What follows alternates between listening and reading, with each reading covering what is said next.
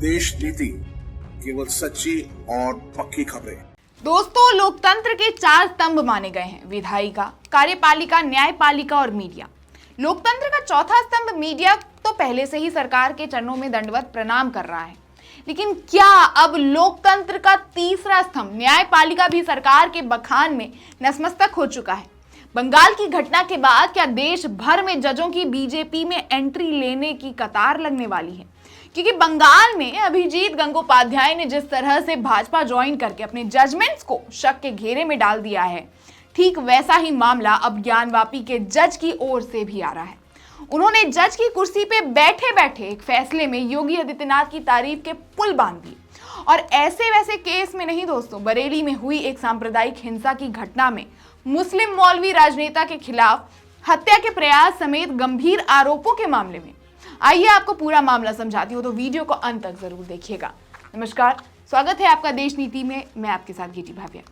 उत्तर प्रदेश की बरेली के जज रवि कुमार दिवाकर ने 2010 के बरेली में हुए एक सांप्रदायिक हिंसा की घटना में मुस्लिम मौलवी राजनेता के खिलाफ हत्या के प्रयास सहित कई गंभीर आरोपों की सुनवाई के दौरान मुख्यमंत्री योगी आदित्यनाथ की सत्ता में रहते हुए धार्मिक व्यक्ति के तौर पे सराहना की, खूब सराहना की।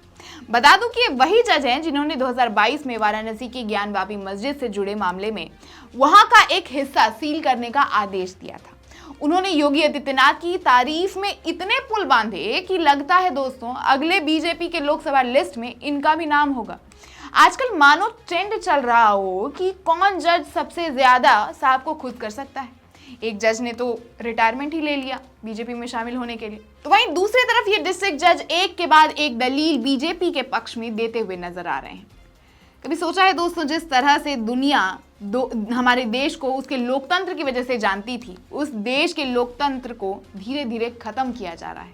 मीडिया ने लोकतंत्र को पहले ही लंगड़ा बना दिया है। अब न्यायपालिका भी न्याय करने से बेहतर किसी पॉलिटिकल पार्टी में अपना भविष्य तलाशने लगेगी, तो सत्यानाश तो होगा ही। बता दूं कि जिला न्यायाधीश रवि कुमार दिवाकर ने और भी कई विवादित टिप्पणियां की और साथ ही जिक्र किया कि वाराणसी स्थित ज्ञानवापी मस्जिद का प्रकरण निस्तारित करने के दौरान उन्हें मुस्लिम संगठनों से धमकी मिली थी। यहां तक कि जज ने ये तक बोल डाला कि उनके जजमेंट की एक कॉपी मुख्यमंत्री को भी भेजी जानी चाहिए, ताकि वो उन वरिष्ठ पुलिस कर्मियों पर सख्त कार्रवाई कर सके जिन्होंने कथित तौर पर आरोपी मुस्लिम धर्मगुरु मौलाना तौकीर रजा खान की सहायता की और तत्कालीन सरकार के आदेश पर कानून के अनुसार काम नहीं किया। बता दूं कि उस वक्त समाजवादी पार्टी की सरकार थी। दोस्तों, इससे ज्यादा और बुरी खबर क्या ही होगी कि कार्यवाही के लिए अब जज मुख्यमंत्री को कहेगा। मतलब दोस्तों, अब समय आ गया है कि आने वाले समय में हमें फैसले सोच समझ के करने चाहिए, क्योंकि जब आपके साथ कुछ गलत होगा और कोई न्याय करने वाला नहीं होगा, तब शायद ये समझ आए कि लोकतंत्र खत्म होना कितनी बड़ी बात है। क्योंकि आज तो फिर भी कुछ हद तक आज़ादी है हमारे पास, लेकिन जब लोकतंत्र की बेरहमी से सांस रोकी जाएगी, तब समझ आएगा कि आज़ादी का असली मतलब क्या होता है। बाकी बात करूं अगर इस जजमेंट की, तो 5 मार्च 2010 के बरेली दंगों के मामले में की सुनवाई के दौरान खान का नाम आरोप पत्र में जोड़ा गया और उन्हें 11 मार्च को पेश होने के लिए कहा गया है। बरेलवी संप्रदाय के प्रमुख मौलवी और राजनीतिक दल इत्तेहादे मिल्लत काउंसिल के अध्यक्ष खान को 2 मार्च 2010 को एक विवाद के बाद बरेली में भड़के दंगों का मुख्य मास्टरमाइंड करार दिया गया था। उक्त विवाद एक मुस्लिम धार्मिक जुलूस के मार्ग को लेकर हुआ था। इस घटना में कई लोग घायल हो गए थे और संपत्ति को नुकसान भी बहुत पहुंचा था। शहर में कई दिनों तक कर्फ्यू भी लगा रहा।